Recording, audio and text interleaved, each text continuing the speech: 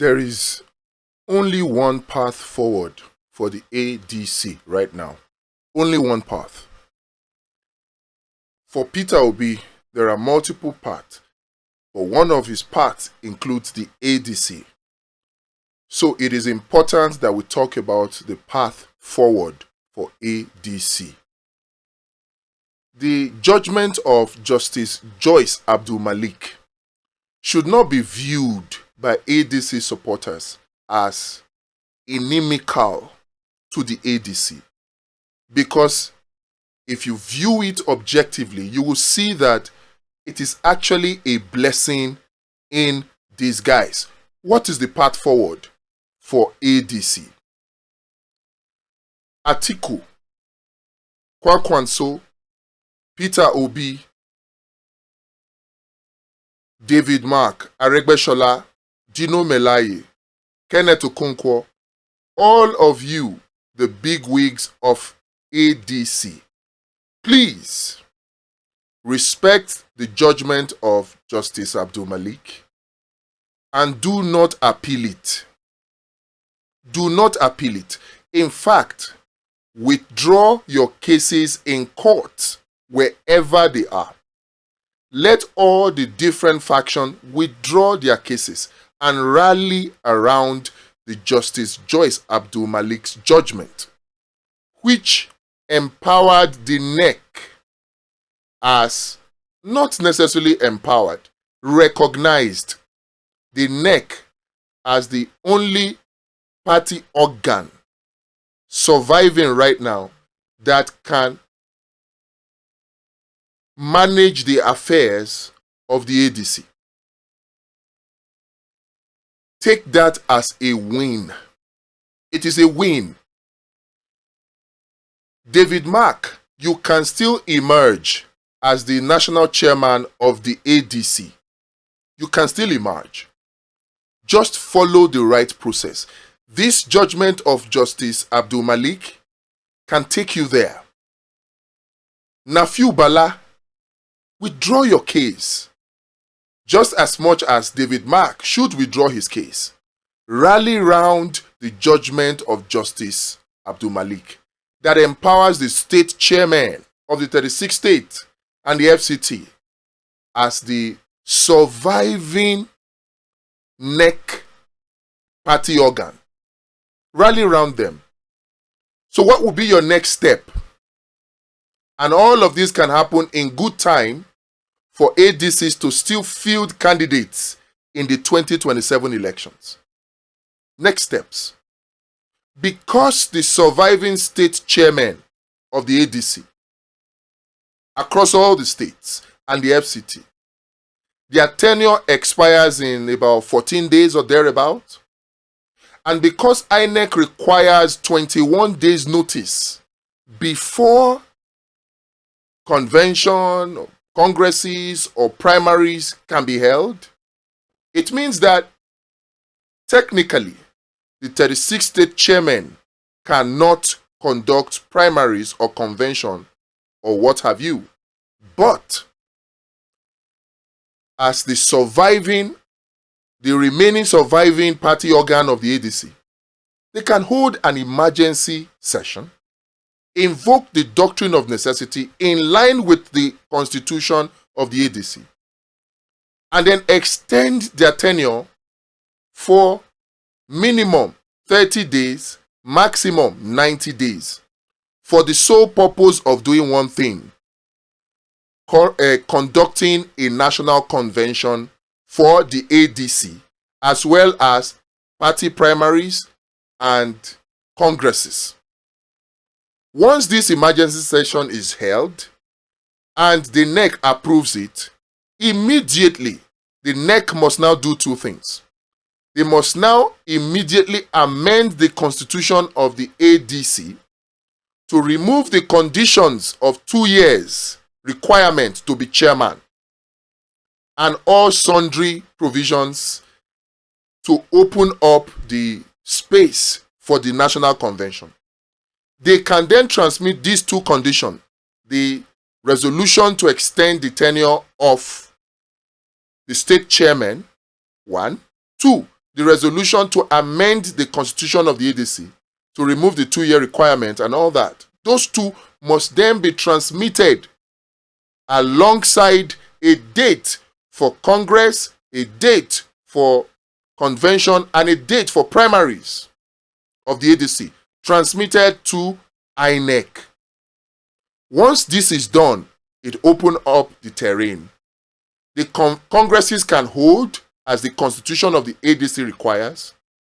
Then conventions can hold where National Working Committee can be elected.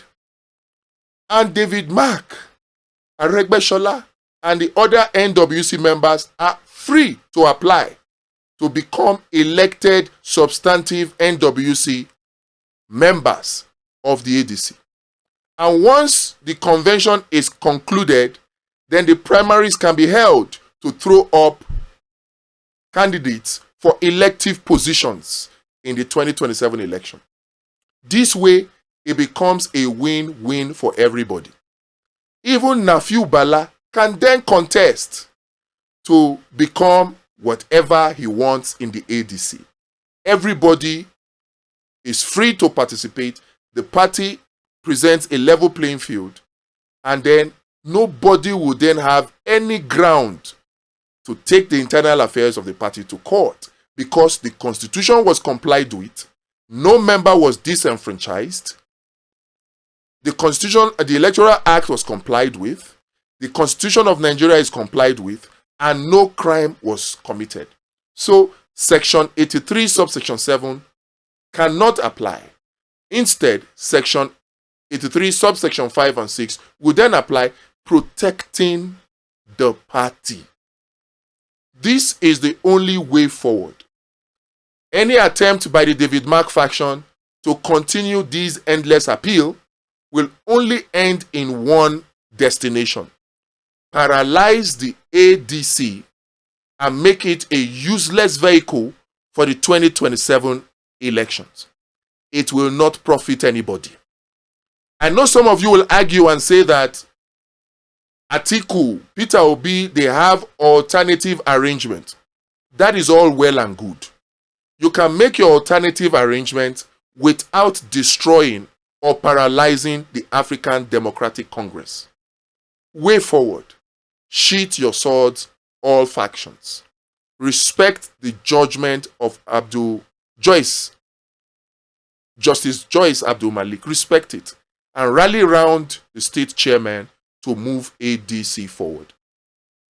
One good thing that will come out from this is, as the judgment and the courts and the Supreme Court have stressed now the importance of the relevant section of Section 83 of the Electoral Act 2026, you cannot hide behind internal affairs of a party to perpetrate or carry out illegality, whether in terms of the Constitution of Nigeria, the Electoral Act, the Constitution of the party, or carrying out any crime. You can't hide behind those. It is clear now.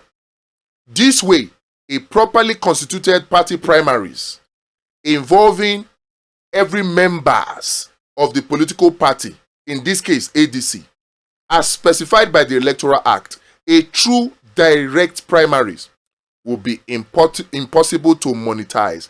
It will be impossible to be made a transactional primary. So it will be free and fair. Let us have this so that the ADC can continue to be a viable vehicle for the 2027 election. This is the only path forward. Any other path will be paralyzing the ADC, as I've said earlier. But there are multiple options for Peter Obi. This is a good one.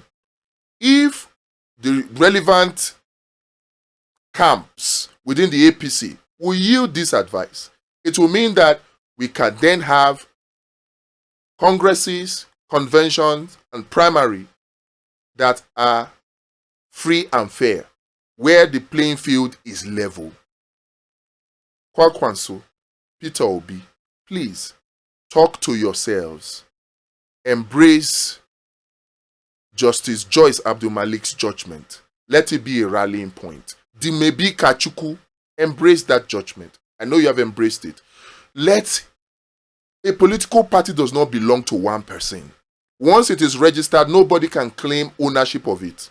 I know this has been the mistake or the error of Rauf Aregbesola, thinking that being the one that initiated the registration, it feels like he's entitled to it. But this is not the case. Once a political party is registered, it is government property. It is Nigerian property. And so the opportunities must be available to all. The playing field, the terrain must be equal. It must not be bent to favor one candidate or one member against another. No. Let us sheath our sword and let us move Nigeria forward. A new Nigeria is possible if we all play by the rules, if we respect party constitution, and let's show that we respect democracy. Let's show that we respect court judgment by rallying around the state chairmen to move ADC forward. This is the only pathway. Any other thing will just be ego. And when egos clash, it doesn't end well for a political party.